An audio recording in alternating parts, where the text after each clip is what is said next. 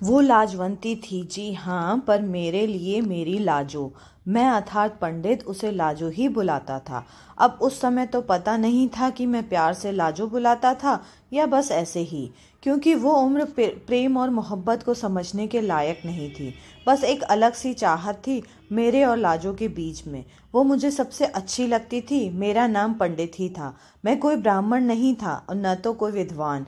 मुझे याद है लाजो की उम्र शायद 11 और मेरी 13 वर्ष की रही होगी। हम एक ही स्कूल में पढ़ने जाते थे।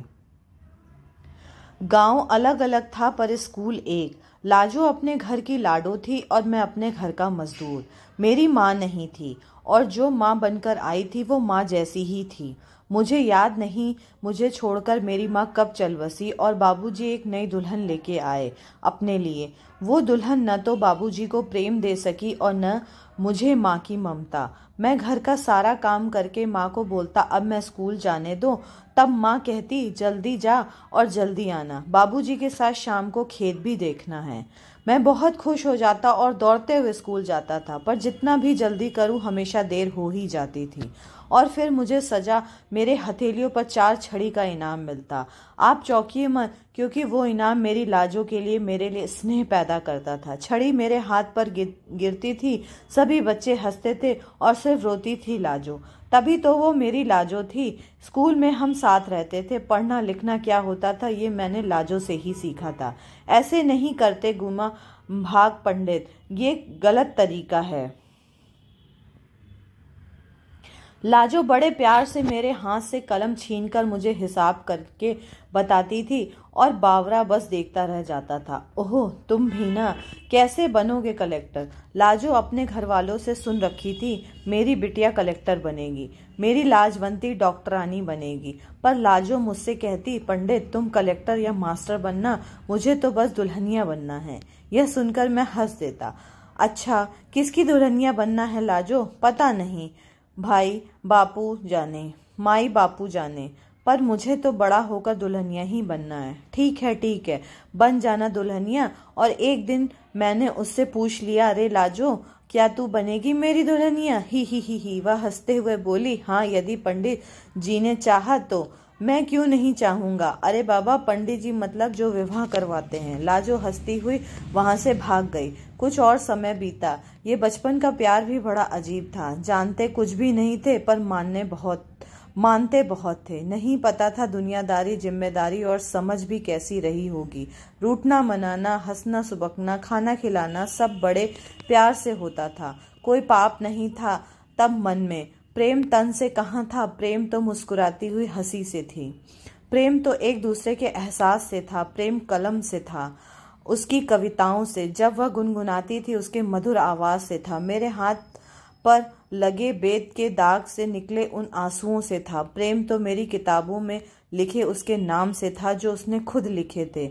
उसे उस समय प्रेम का एहसास कितना था मैं नहीं जानता, पर शायद इसी को प्रेम कहते हैं। तो हाँ, मुझे लाजो से प्रेम था। एक दिन उसकी शादी की हल्दी मेरे घर आई। हल्दी मेरी माँ ने स्वीकार किया और पूछी, कब है विवाह लाजवंती? बिटिया का हल्दी देने आई नाइन ने बताया, दुल्हनिया, बैसाख माह के दूसरे रविवार को विवाह है लाजवंती बिटिया का। यह सुनकर मुझे थोड़ा अजीब लगा। लाजो का विवाह? और मैं दीवार के कोने से बातें सुनने लगा। क्या करते हैं सोन बाबू के दामाद? अम्मा ने पूछा। बाहर शहर में पढ़ाई कर रहे हैं। अरे वाह, बढ़िया, तीर मारा है सोम बाबू ने।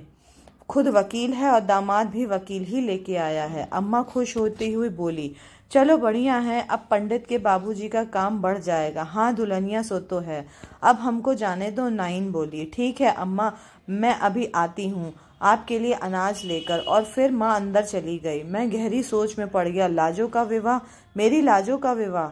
मैं बावरा हो गया। जब स्कूल गया तो लाज आ ही नहीं थी। उस दिन मेरा मन नहीं लगा। मैं बहुत परेशान था। किसी तरह दिन निकला और फिर रात निकली। मैं दूसरे दिन स्कूल गया। उस दिन भी लाजो नहीं आई थी। मास्टर साहब भी बड़े अचरज से, आजकल ये पंडित समय से पहले आ जाता है और फिर दोपहर तक गायब। जब मुझसे रहा न गया, मैं बाबूजी के साथ लाजो के घर पर ही पहुंच गया। मेरे बाबूजी लाजो के पिता जी अर्थात सोम बाबू के खेतों की देखभाल करते थे। खेतों की बुआई कटाई सब करवाते थे, इसलिए उनका आना जाना हमेशा रहता था। जब मैं वहां पहुंचा तो सभी मुझे अजीब सी नजरों से देख रहे हैं। ऐसा मुझे लगा, पर हकीकत में ऐसा नहीं था। मैं चोर नजरों से लाजो को ढूंढ रहा था। लाजो कहीं नहीं दिख रही थी। अब मेरे धैर्य की सीमा खत्म हो रही थी। पता नहीं मुझे क्या सूझा। मैंने बाबूजी से पूछा, बाबूजी वो कौन है? दालान में बैठी हुई एक बूढ़ी अम्मा फरवरी के अंतिम दिनों की धूप ले रही थी। उनके पैरों में एक महिला तेल से मालिश कर रही थी। वो सोम बाबू की अम्मा है बेटा। अच्छा, मैंने बाबूजी को कहा, आप अपना काम कर लो, मैं अम्मा की सेवा करके आता हूँ। ठीक है, जाओ, और पहले पूछ लेना कि वो सेवा लेंगी भी या नहीं। ठीक है बाबूजी। मैं अम्मा के पास गया। मेरे मन में स्वार्थ छिपा था। अम्मा पाए लागू।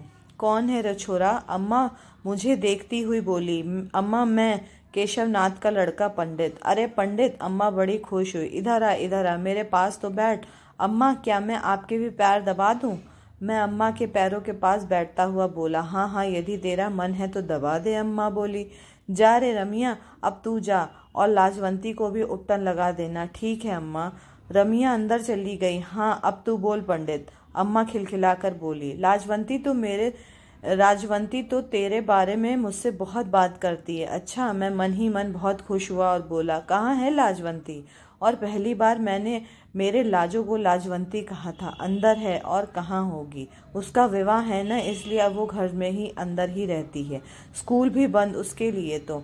पर अम्मा विवाह में तो बहुत दिन है, तू नहीं समझेगा। बस अब तू रोज आया कर, पढ़ाई लिखाई विवाह के बाद कर लेना। मैं सोम और केशव से बात कर लूंगी, यहाँ का काम करवाना अपने बाबूजी के साथ। सेवा भी तो तू अच्छे से कर लेता है, मेरी सेवा ही करना, और कोई अंदर बाहर का काम हुआ तो ठीक ठाक है। अम्मा मैं बहुत खुश हुआ। अब तो मेरी लाजो से मेरी मुलाकात हो ही जाएगी। फिर पूछूंगा कि क्या जरूरत थी कहीं और विवाह करने की। वाह रे भोलापन, बाल प्रेम! यह लाजो को एक झलक देखने के लिए व्याकुल रहता था। उसे किसी दिन भी लाजो दिखी नहीं। वह अंदर बाहर काम करता, पर लाजो के कमरे तक जाने की मनाही थी। उसकी चोर नजरें बार बार लाजो को ढूंढती अंदर की तरफ। देर तक नहीं रुक सकता था।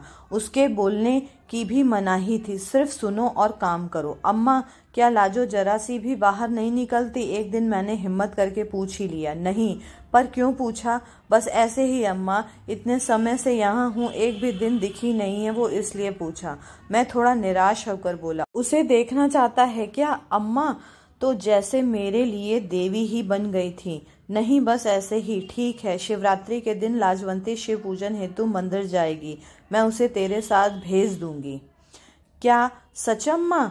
मेरे मन में गुब्बारा आसमान छूने लगे थे। हाँ, पर एक बात का ध्यान रखना। अम्मा अचानक थोड़ी कड़क हो गई और बोली, उस पर पूरी नजर रखना। कोई पराया मर्द उस पर जादू टोना न कर पाए, कोई पराई स्त्री उससे बात न करे। ठीक है अम्मा, मैं नजर रखूंगा। ये बोलकर मैं उस दिन पूरा ऊर्जा के साथ काम किया। बहुत खुश था। अम्मा का जितना भी धन्यवाद करता कम ही था। अंततः मुझे शिवरात्रि के दिन लाजो देखने वाली थी। भोले भंडारी का दिन आ गया।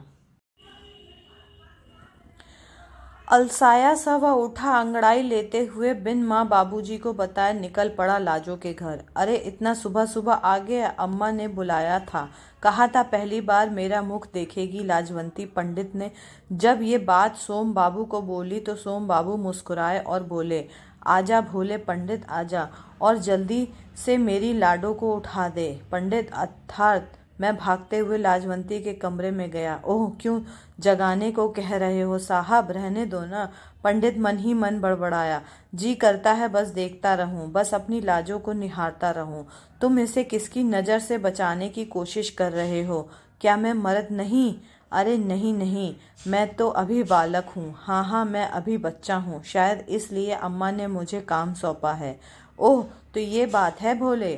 फिर तो लाजो भी बच्ची ही है, मतलब ये भी छोटी है। फिर इसका विवाह क्यों? कोई बच्चों का विवाह करता है क्या? फिर अब मैं क्या करूं? पंडित, ओ पंडित, लाजो की माँ बाहर से बोली, लाडो को जगा तो दो। पंडित हड़बड़ाकर लाजो के कंधे पर हाथ रख दिया और झंझोड़ कर बोला, लाजवंती उठो चटा। लाजो ने पंडित के गाल पर एक तमाचा मारा धर दिया। ई और जोर से चिल्लाई, पंडित तुम? क्या हुआ लाजो? कुछ नहीं माँ, ये पंडित। लाजो धीरे से बोली, हमको माफ कर दो, मैं एक सपना देख रही थी। कोई मुझ पर जादू कर रहा है और मुझे बुरी नज़र से देख भी रहा है। ये क्या है? पंडित अपने गाल सहराता हुआ सोचने लगा। बुरी नज़र अर्थात मारने पीटने की नज़र? नहीं नहीं, मेरे रहते हुए तुम्हें कोई बुरी नज़र नहीं रख सकता। तुम जल्दी से तैयार हो जाओ, हमें शिव मंदिर चलेंगे। मैं तैयार होती हूँ, माँ ने मुझे रात में बताया था तुम आओगे। यह खुश होकर बोली, तुम बाहर जाओ, मैं बस कुछ ही देर में आती हूँ। और पंडित बाहर चला गया। वह बाहर जाकर नीम के पेड़ पर जड़ पर बैठ गया। लाजो के बारे में सोचने लगा। लाजो तो पूरी तरह बदल गई है। 1.5 महीने में इतना बदलाव? कितनी सुंदर दिखती है, और चेहरा जैसे अभी अभी कमल तालाब से खिला हो। खिलखिलाती हुई हंसी, मखमली अंगुलियां और अंगुलियों के सुंदर सुंदर नाखून, सुंदर काले बाल लहराते हुए और पहले से बड़ी दिखने लगी थी। यह मैं कभी उसे ध्यान से देखा ही नहीं था। पंडित यही सब सोच रहा था और बार बार उसकी नज़र दरवाजे पर थी। अभी निकलेगी लाजो, अभी निकलेगी। पर अभी तक वो नहीं निकली ही नहीं। क्यों?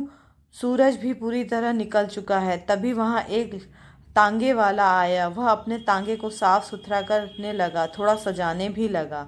बैठने की जगह पर अंदर से लाया हुआ साफ सुथरा दरी बिछाने लगा। पंडित, रमिया ने मुझे देखते हुए पूछा। जी काकी, जाओ अंदर, अम्मा बुला रही है। पंडित खुशी खुशी भागा और जब अंदर गया तो लाजो को देखता ही रह गया। वो किसी रानी से कम नहीं लग रही थी और अब वह छोटी लाजो भी नहीं लग रही थी। अब देखता ही रहेगा या टोकरी उठाएगा? लाजो की माँ पंडित से बोली। पंडित ने फटाक से टोकरी उठा लिया। देखो भोले पंडित, जो मैंने कहा था उस बात का ध्यान रखना तुम। मेरी मर्यादा और इज्जत का सम्मान रखना तुम। शिव पूजन के दौरान पहरी बनकर इस देवी के संग संग रहना। माता तुम चिंता मत करो, पूरा ध्यान रखूंगा। मौसम कितना खुशगवार था। वह गेहूं की फसल लहरा रही थी। कहीं कहीं सुस्ताए देर से बुआए सरसों लाजो को देख फुलाकर मस्त मगन हो रहे थे। खेतों में बीच एक कच्चा सा रास्ता था जो मंदिर की तरफ जा रहा था। लाजो कुछ बोले भी तो क्या बोले, और पंडित कुछ कहे भी तो क्या कहे। विवाह हो रहा था तुम्हारा, बताया ही नहीं। पंडित हिम्मत करके बोला, हाँ हो तो रहा है, और तुमसे भला क्यों बताते? लाजो ने ऐसी बोली जैसे वह नाराज है। हम पिछले 1.5 महीने से तुम्हारे घर बस एक बार देखने के लिए। हाँ हमें पता है, पर हम घर से बाहर निकलना और पराये लोगों को देखना मना था। अच्छा, मैं भी पराया था? नहीं, तुम तो नहीं थे, पर माँ ने मना किया था। फिर आज के लिए कैसे मान गई? क्योंकि तुम बच्चे जैसे हो, तुम पर भरोसा है सभी को, तुम्हारी नज़रें साफ हैं। ये सब तुम्हें कैसे पता? ये नज़र वज़र की बात सब माँ ने हमें बताया था। ओह, तो सब माँ के हिसाब से करती हो और जैसे तुम नहीं करते हो। लाजो तुनक कर बोली। अच्छा, अब तो चुप रहो। तांगा टप टप चलता रहा। बाबू मंदिर आ गया और तांगे वाले ने दोनों की तंद्रा भंग की। पंडित भोला था पर बहुत चालाक। नजरें नीचे किए लाजो सीढ़ियां चढ़ने लगी और पंडित की नजर शंकर जी की तीसरी आंख की तरह जलाने को व्याकुल। किसी की क्या मजाल थी कि उसे नन्ही सी रानी को कोई देखे। ये शिव का आशीर्वाद था। पूरा प्रांगण पंडित की आंखें देख रास्ता दे रहा था और लाजो बेधड़क आगे बढ़ रही थी। और फिर लाजो की विधिवत भगवान शिव की पूजा की। बेल, धतूर, बेर, भांगा, दूध चढ़ाया। अब हम चले पंडित? लाजो ने पूछा। हाँ हाँ चलते हैं। फिर दोनों नीचे उतरे। क्या अब हम सच में यहाँ से चले पंडित? लाजो ने दोबारा पंडित से कहा। क्या कुछ देर रुकना चाहती हो लाजो? हाँ। फिर पता नहीं ये मेला देख भी पाऊंगी या नहीं। लाजो छटपटा कर बोली। तो परेशान क्यों होती हो, हम हैं ना, चलो मेला देख लो। पर पैसे तो नहीं लाई? लाजो दुखी हुई बोली। मैं लाया हूँ, अम्मा ने मुझे दिया था। अरे वाह, ये तो बहुत अच्छी बात है। बच्चे थे दोनों, उन्हें क्या पता था दुनियादारी का। लाजो झूला झूली, रंग बिरंगी खट्टी मीठी गोलियां खाई, गुब्बारे लिए, ढेर सारे मजे किए लाजो ने, और पंडित सिर्फ उसे देखता रहा। फिर पंडित लाजो झूला झूलते समय ही लाजो के लिए कुछ खरीद लिया था। अब हम पक्का चलते हैं, नहीं तो डांट पड़ेगी। हाँ हम चलते हैं, तांगे वाले ने पंडित को खूब सुनाया। यदि सोम बाबू की बात न होती तो यहीं छोड़कर चले जाते। इतना देर कोई करता है क्या? पंडित और लाजो खिलखिलाकर हंस दिए। फिर पंडित ने लाजो को रंग बिरंगी चूड़ियां दी। लाजो उसे देखकर बहुत खुश हुई। उसने उन चूड़ियों को टोकरी में ही छुपा दिया। फिर पंडित ने धीरे से लाजो की ललाट पर और गाल पर सिंदूरी रंग लगा दिया। ये क्या है? वह चौंकी। रंग? क्यों? क्या पता तुमसे होली खेल भी पाऊंगा या नहीं, पर ये रंग तो नहीं लगता। साफ करना लाजो, मुझे मेले में यहीं चूड़ियों की दुकान पर।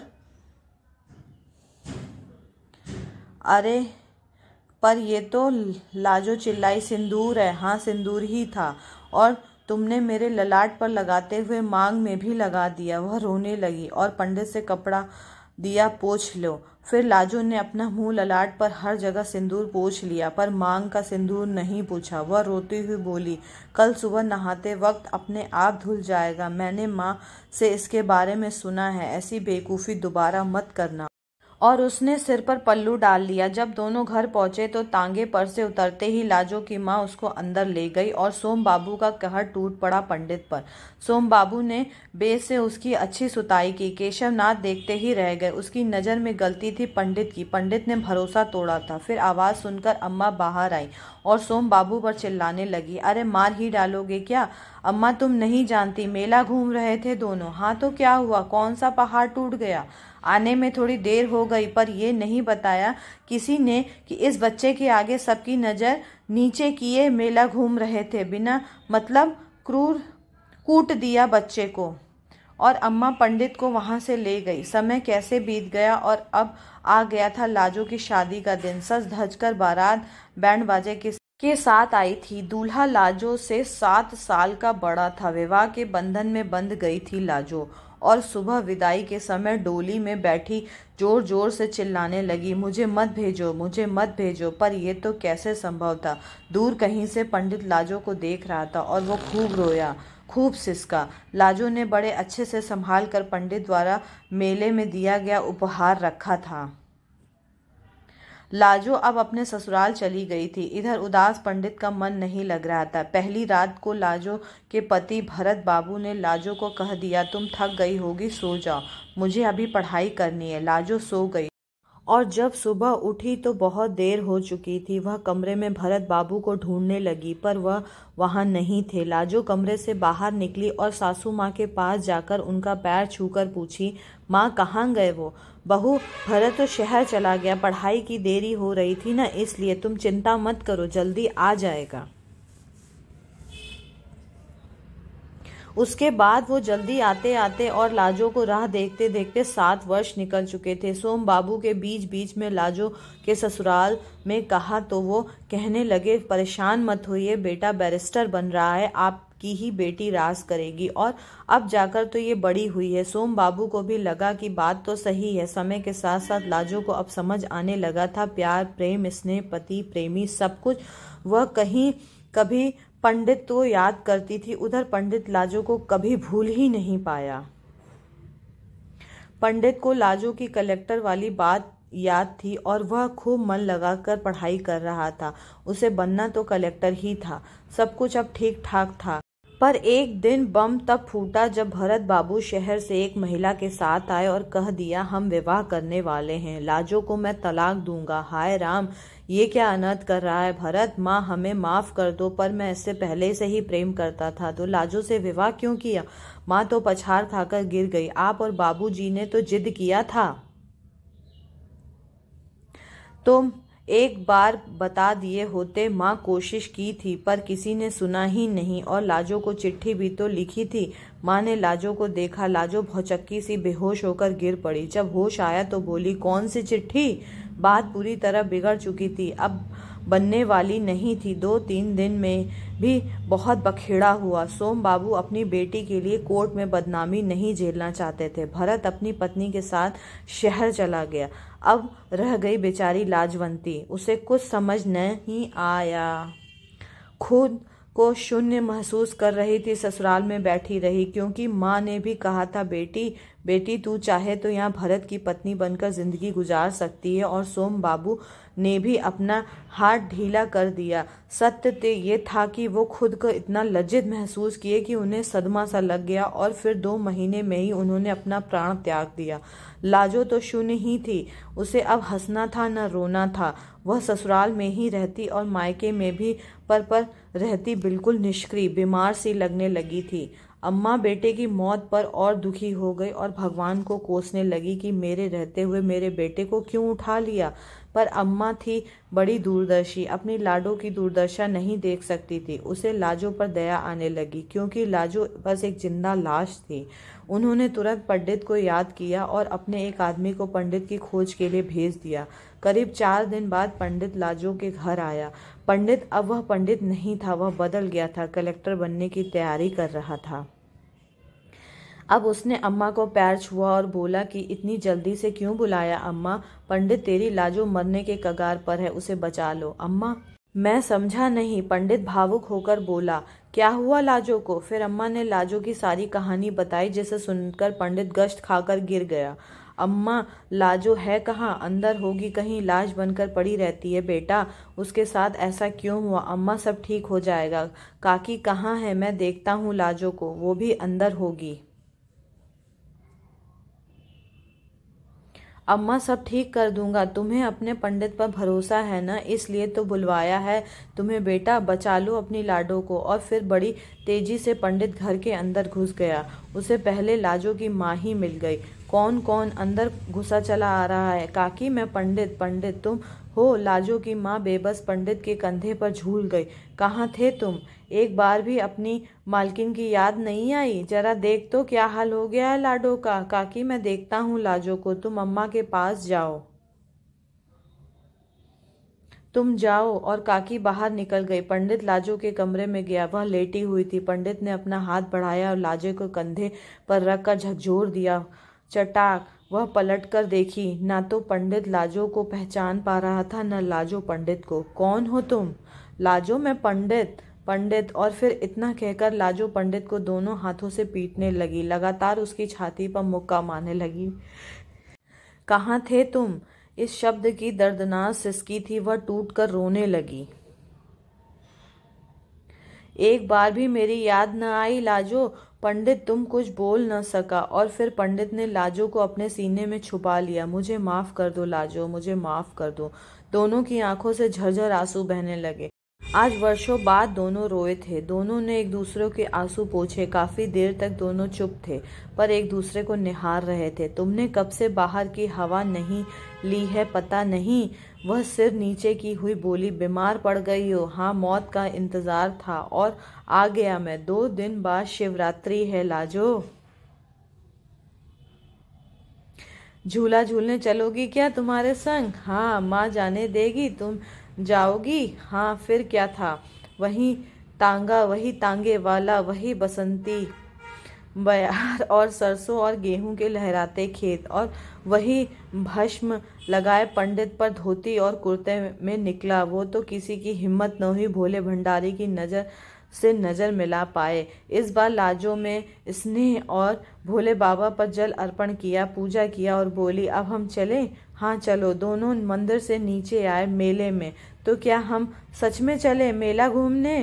पर पैसे नहीं है, अम्मा ने दिया था मुझे। और इस बार दोनों ने एक साथ झूला झूले, दोनों ने एक साथ चूड़ियां खरीदी। फिर पंडित ने सिंदूर भी खरीदा। क्या तुम खट्टी मीठी गोलियां खाओगी, गुब्बारे लोगी?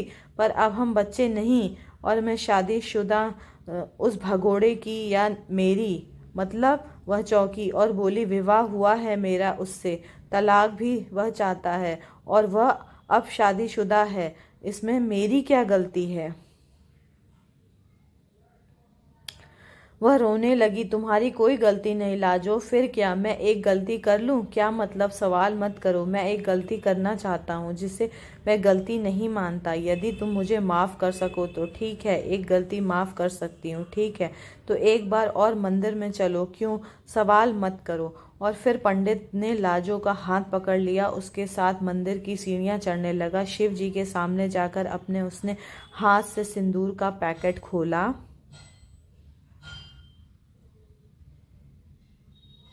और पुजारी बाबा व बाकी लोगों के सामने लाजो की मांग में सिंदूर भर दिया। लाजो की मांग ललाट नाक पर सिंदूर गिरा तो वह गुस्सा नहीं हुई बल्कि उसकी आंखें बंद कर ली। पुजारी बाबा, भगवान शिव को साक्षी मानकर मैंने लाजवंती को अपनी पत्नी माना है, इससे विवाह किया है। इस बात के गवाह आप और भगवान भी हैं। तांगे वाला वहीं खड़ा था और मुस्कुरा रहा था।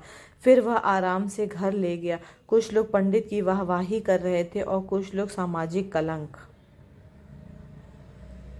जो भी था, अम्मा और काकी को बहुत पसंद आया। आखिर पंडित के सिंदूर का फर्ज निभा ही दिया। उससे उसका